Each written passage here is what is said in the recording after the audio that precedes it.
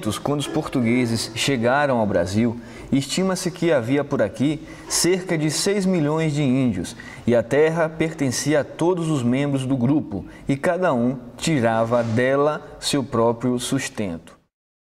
A partir de 1500, a administração colonial contou com o primeiro sistema de distribuição organizado por meio da divisão do território, capitanias hereditárias, grandes extensões de terra que eram doadas para nobres, burocratas ou comerciantes influentes dentro da corte lusitana. Aquele que recebia alguma capitania era chamado de donatário e teria que cumprir com os princípios estabelecidos por 2 documentos legais, a carta de doação e o foral. Esse primeiro sistema de controle e povoamento da colônia brasileira acabou não tendo grandes resultados. Com isso, os portugueses resolveram implantar um novo sistema administrativo, mais centralizado e composto por representantes diretos do poder metropolitano. Foi daí que surgiu o chamado governo geral. Um governador, nomeado pelo rei, deveria tomar medidas em favor da criação de vilas, a exploração econômica das terras e o combate aos piratas e contrabandistas. Pobre tem que se unir, e o dia vai conseguir, é a alimentação. Cheguei no Brasil em 1961. Impressionaram-me logo os problemas sociais, como o da pobreza, ou melhor, da miséria difundida, a extensão do país e a dificuldade de comunicação atrasava o desenvolvimento. As escolas eram precárias e, consequentemente, a consciência política quase inexistente. A concentração da riqueza nas mãos de poucas era descarada, enquanto a maioria do povo vivia sem participação efetiva à renda do país. O sistema educativo concentrava e concentra o saber na cabeça de poucas pessoas que têm o direito exclusivo de estudar e de ter acesso às universidades, mesmo quando o povo comum sabe ler e escrever. Ele é cortado da vida social que conta. Politicamente, em todo o canto do Brasil, mas sobretudo no Nordeste, existe o coronelismo. Os chefes locais dominam toda a vida social, monopolizando para si a clientela política por meio de pequenos benefícios individuais. Dom Matias Schmidt ficou chocado ao encontrar essa realidade, mas ao mesmo tempo animado por encontrar algumas sementes, como essa, de colônia em Taitê, impulsionada pela fé do povo e o levante das ligas camponesas, principais impulsionadoras do movimento pela reforma agrária no Brasil. Abençoa, Senhor, as famílias, amém. Abençoa, Senhor, a nossa também. Aqui era uma propriedade por chamar de Seis Marias, sendo que o proprietário não contribuía com o Estado, que chamamos de imposto, e em seguida eles fizeram um acordo e doou uma área de terra aqui até grandinha, que coube mais ou menos o que 280, por aí assim, que chamava de colonos. Não era nem INCRA nessa época, era INIC.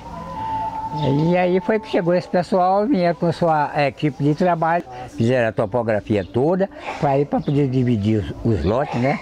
Os lotes urbanos. E aí daí foi que partiu para a área rural. Tinha muito poceiro, que inclusive trabalha na fazenda agrícola de Una. A fazenda agrícola de Una tinha muito poceiro aí. E então eles começaram, alguns deles, passar por lá de cá. Mas não só foi só poceiro, não. Veio muita gente dessas outras cidades por aí afora, como Iramaia, por aí. Apareceu muitos para fazer sua requisição aí, para adquirir esse lote.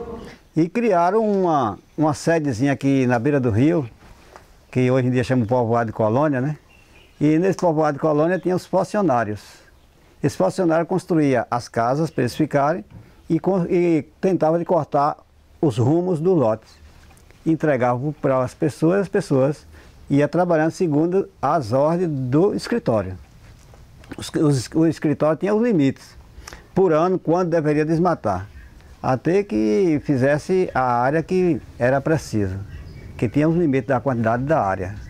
E tinha eles colocavam uma areazinha que era para deixar como fosse uma reserva nas propriedades. Nesse tempo era assim.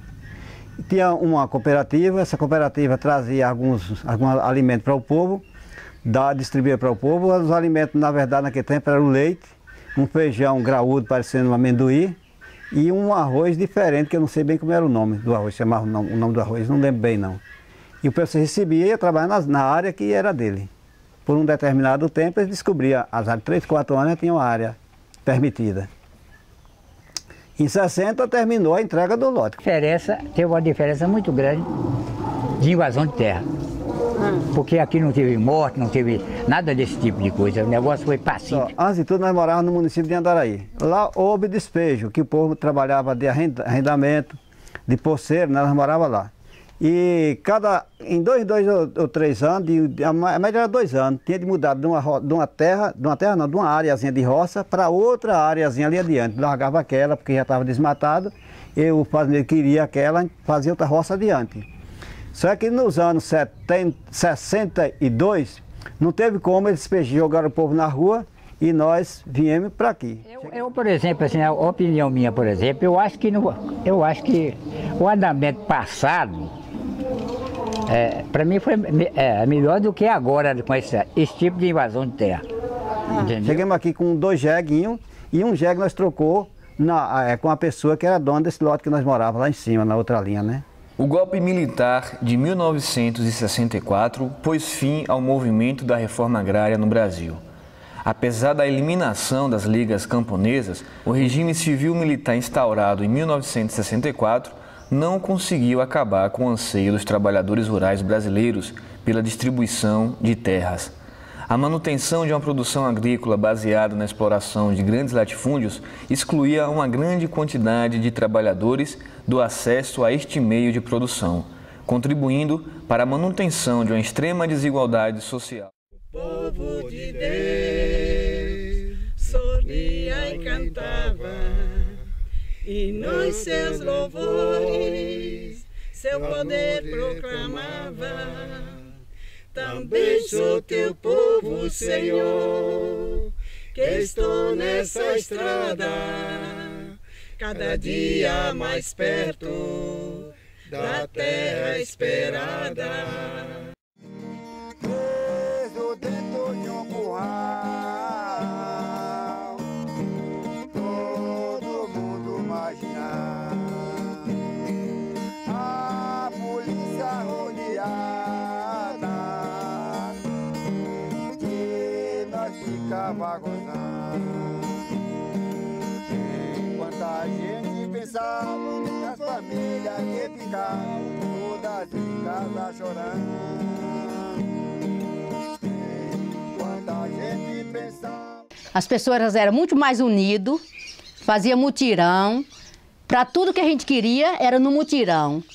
E se reunia com mais facilidade, que hoje está mais difícil para se reunir. Às vezes reúne de um jeito, mas hoje as pessoas, né, todos querem falar mais dessas coisas, né, difíceis, da dificuldade da vida. Só quer falar coisa, só quer rezar, não sei o quê, e não quer falar muita coisa.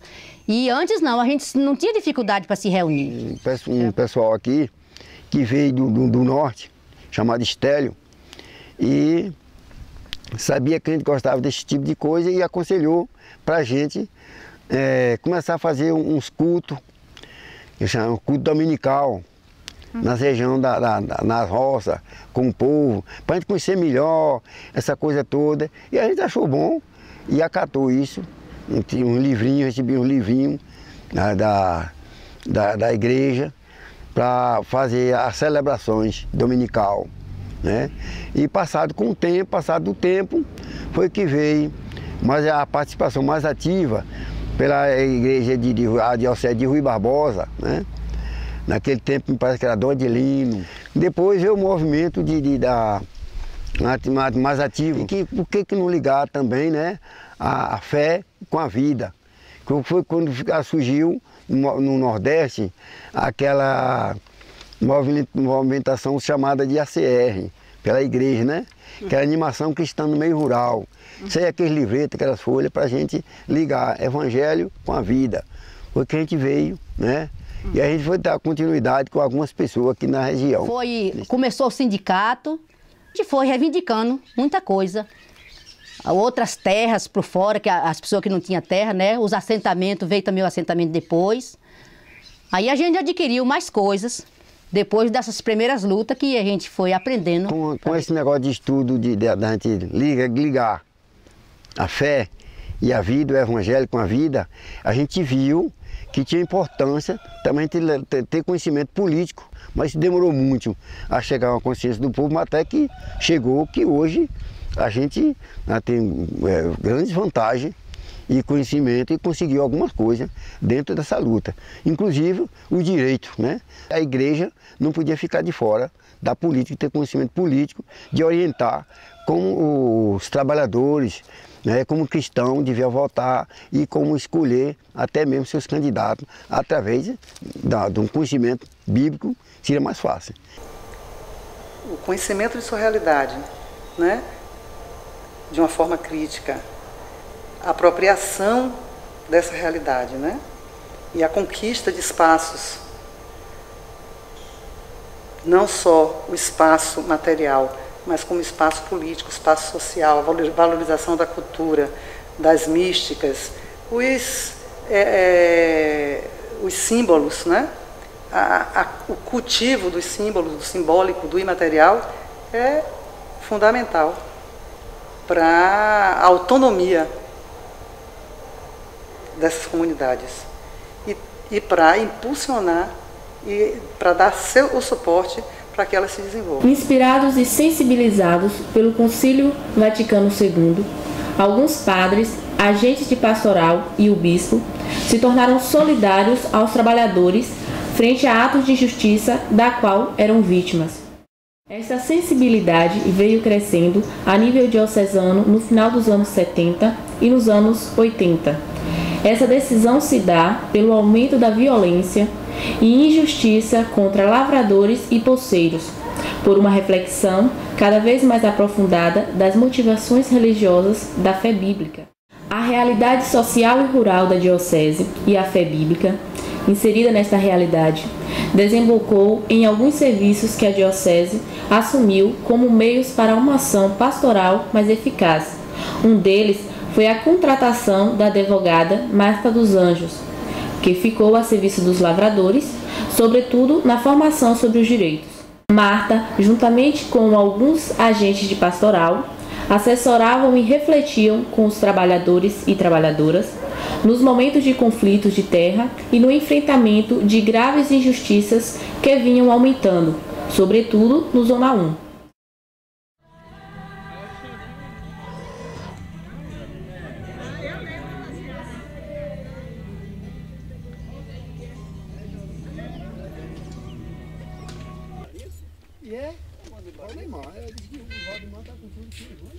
Entra aí, E daí, como é que vai? Eu tô boa, e a senhora? Nada. Oh, Deus. Sempre quem é vivo aparece um dia, né, nação? Cidade de Iramaia, 50 policiais, ia buscar o lavrador. O momento que nós sofremos aqui, nós sofremos aqui pouco não, de jeito nenhum. Ave Maria. E os maridos escondidos lá dentro das grunas, lá dentro da grota, das pedras, nas matas. E a gente, só nossos filhos que sabia. Agora mais ninguém sabia, nem polícia, nem ninguém de fora não sabia onde eles estavam mocados. Só nós que sabia, entendeu? Mas nós não podíamos falar, porque se nós falasse, as polícias levavam e eu ainda estava buscar eles para levar para cadeia, pra prender. Né? Então a gente fazia o quê? Assava nambu, que eles matavam no espeto de pau e moiava farinha com água para dar nossos filhos para comer, para não morrer de fome, porque não tinha outra solução. Eles jogavam terra, derrubavam as panelas no chão, pisavam nossas coisas de pé, machucava tudo. E aí nós ficávamos tudo no mundo da lua sem saber o que era que ia fazer. As crianças choravam. Chorava e falava: mãe, Se eles acharem nossos pais, eles matam, nós dizíamos, deve ser que matam, porque eles estão tudo com arma, né? Tudo armado. E aí, se eles acharem, está com raiva mesmo por causa de vida da terra. Quando eu olho isso daqui, me vem na memória os 30 anos de história a mais que eu venho acompanhando. O sofrimento dessas famílias, a luta de alguns líderes, como Zé Bocon, como as mulheres acabaram de falar, Marta, que sempre vinha aqui, Estafeta, Padre Eugênio, Frei Luciano, e nós, Iria e eu, acompanhando sempre a luta desse povo que queria conseguir o seu pedaço de terra e viver em paz, mas sempre perseguido pelos latifundiários, na época chamado de grileiros, porque realmente se diziam donos de tudo isso daqui, da Toca da Onça, do Limpanzol, da Boa Sorte, que são áreas enormes, que é uma Seis-Maria, né? E que hoje, graças a Deus, é uma emoção mesmo. Eu quase que choro quando cheguei aqui, de ver as pessoas agora com seu pedaço de terra, alegres, ainda lutando para melhorar mais a vida, mais felizes, porque não tem mais aquela perseguição que sofria tanto há 30 anos atrás. E o que mais me toca no fundo do coração é esse povo ter persistido até agora, até ter conseguido conquistar o pedaço de terra que tanto queriam. Onde eu encontrei maior territorialização foram nas comunidades que já vinham com a produção social acontecendo. Já tinham uma história, já traziam em sua bagagem essa apropriação pela produção social. Através das várias organizações que participavam, muitas delas promovidas pela igreja, através, na época das pastorais rurais. As famílias de Toca da Onça e outros lavradores com pouca terra, ligados ao Sindicato de Trabalhadores Rurais de Itaitê, queriam ampliar suas posses e, em agosto de 1980, fizeram um mutirão dentro da fazenda Limpanzol. Foi neste mutirão de luta e resistência que os trabalhadores foram novamente presos, colocados no curral da fazenda Baratinha e, depois de muito humilhados, foram levados na cadeia de Jequié. Veja só o que aconteceu com os pobres dos lavradores. Dormia em seus galpão quando a notícia chegou. Na cidade de Iramaia, 50 policiais iam buscar os lavradores. Na cidade de Iramaia, 50 policiais iam buscar os lavradores. O fazendeiro levantou uma calúnia, dizendo que os poceiros tinham invadido a terra dele e que ele queria a terra para plantar amendoim, os poceiros tinham invadido e ele queria que foi preciso pedir reforço policial, e ele contou com o apoio naquele tempo do prefeito de Iramaia, que chamava Baim, né? E trouxe a gente até aqui, primeiro grupo, as pessoas que ficaram aqui dentro do curral, aí ficamos aí aguardando aí, quando eles estavam fazendo uma valeta, já tinham valeta, e estavam fazendo churrasco, dizendo isso que era fazendo, comemorando como se fosse, como se tivesse feito uma caçada, né? Colocaram nós, defamaram nós como invadidor de terra, que nós era grileiro, sendo que o grileiro era ele, né?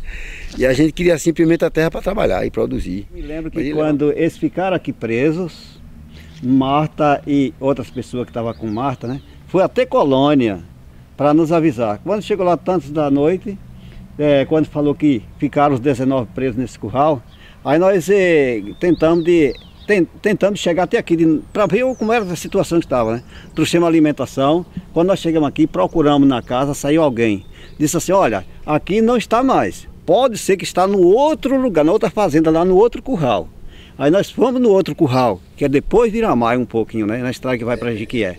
Quando nós chegamos lá, um senhor disse assim, olha, nós não sabemos aonde esse ladrão de terra está. Porque saiu do outro curral, vinha passar aqui de passagem. Não sabe se está em Salvador ou em Jequié ou aonde. E nós se preocupou ainda mais, porque não sabia onde é que estava. A boquinha da noite, pegaram nós aqui no mesmo camburongo e levaram até uma fazenda do prefeito. O prefeito apoiando ele, levou até uma fazenda do prefeito naquela época, onde a gente ficou até por volta das 11h30 da noite. Aí, daí, foi transportado para Jequié, onde ele teve cerca de 3 dias lá, preso. Em uma cela onde não cabia 8 pessoas, ficou 19. Aí, o único jeito da gente tentar de ver onde é se localizar era através de rádio. E a gente tentou ligar o rádio. Ligamos a partir das 5 horas, ficou o dia todo ligado. Quando foi 5 horas da tarde, aquela Rádio Sociedade da Bahia deu a notícia: o ladrão de terra está preso em Jequié. Quando falou que estava preso em Jequié, para nós foi um alívio, porque nós sabíamos onde é que estava. Aí imediatamente a gente comunicou às outras pessoas que estavam, as vizinhanças, que o pessoal nosso estava preso em Jequié. Aí o pessoal da igreja de Rui Barbosa, que foi o bispo Dom Matias, junto com Marta e Carlinhos, doutor Carlinhos. Doutor Carlinhos tentou chegar até Jequié e lá libertou as pessoas que estavam presas. Com 3 dias chegaram em Colônia, em Itaitê. E os trabalhos de base feitos pela Diocese de Rui Barbosa, a formação de grupo de jovens, muitas famílias são constituídas por jovens desse período, e a valorização da base comunitária e a forma como era feita essa educação de base, levou, valorizando essa base comunitária, levou muito a uma consciência crítica da realidade, né? Que é um elemento importantíssimo para a apropriação dos espaços. Aqui a gente veio várias vezes, Padre Eugênio, Frei Luciano, eu, Íria, nós vínhamos para celebrar junto com o povo, né, a luta deles, e sobretudo o povo queria pedir a Deus, né, força, coragem para poder continuar resistindo em cima dessa terra. E nós conseguimos ficar, porque nós resistimos, nós temos o coração de ferro. E Dona Maria, minha sogra, era veinha, incluída. Daqui eu não saio, vou virar um cascalho, daqui eu não saio. E porque aqui é nosso mesmo.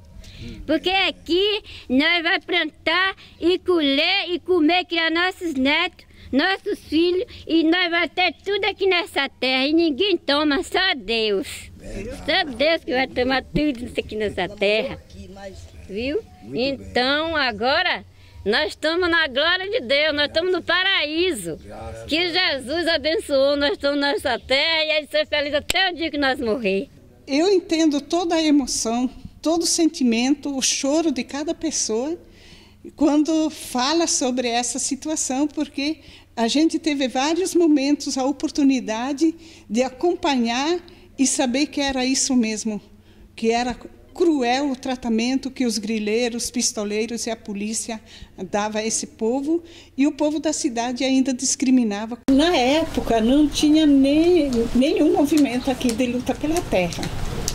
Quem lutava e quem fazia a conscientização dos direitos e que lutava pela conquista da terra eram os sindicatos. Criamos, dentro dessa estrutura, um polo sindical em Itaberaba, né? Que esse polo nos ajudou demais, era lá que a gente se encontrava, por isso que se encontrava Zacarias, Pedro, Lili, Zequinho de Rui Barbosa, Gratson, da Colônia, Manuel Estafeto, lá da Colônia também, que a gente encontrava, né? Dedé de Itaberaba também. Nós se encontrava também com o doutor Carlinho, doutor Jaldo, doutora Lindinaua, doutora Marta, doutor Gabriel. Então, muitas pessoas que a gente encontrava e dizia, incentivava a gente a não sair da terra. Quando acontecia qualquer problema numa dessas áreas, todos os outros se mobilizavam para ir ajudar a resistir e a defender os trabalhadores da outra área que estava sendo ameaçada. Muitos lugares na roça, naquele tempo, não tinha o que nem tem hoje, telefone, né?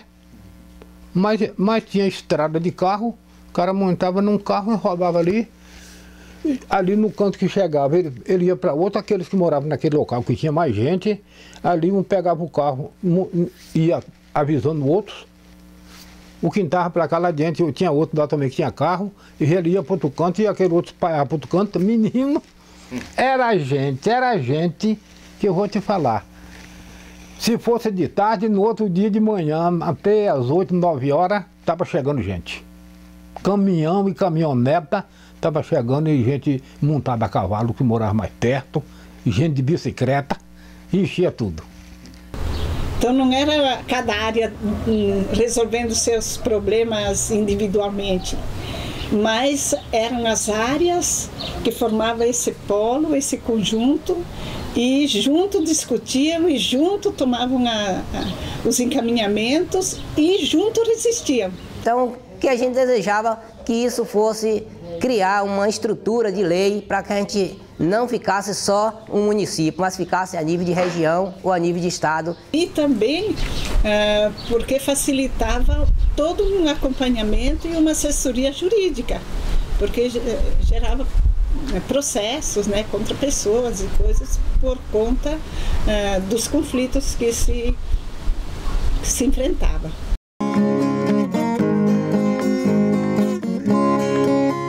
Minha gente trabalhar com consciência, vamos minha gente trabalhar com consciência, lutando pela terra, também pela previdência, lutando pela terra, também pela previdência.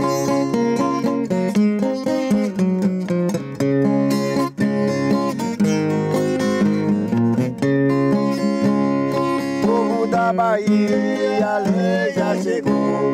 Povo da Bahia, a lei já chegou. De onde veio a lei, ela veio de Salvador. Quem foi que fez a lei, foi nós mesmos agricultores. Vamos minha gente trabalhar com consciência, vamos minha gente trabalhar com consciência, lutando pela terra, também pela previdência, lutando pela terra, também pela previdência.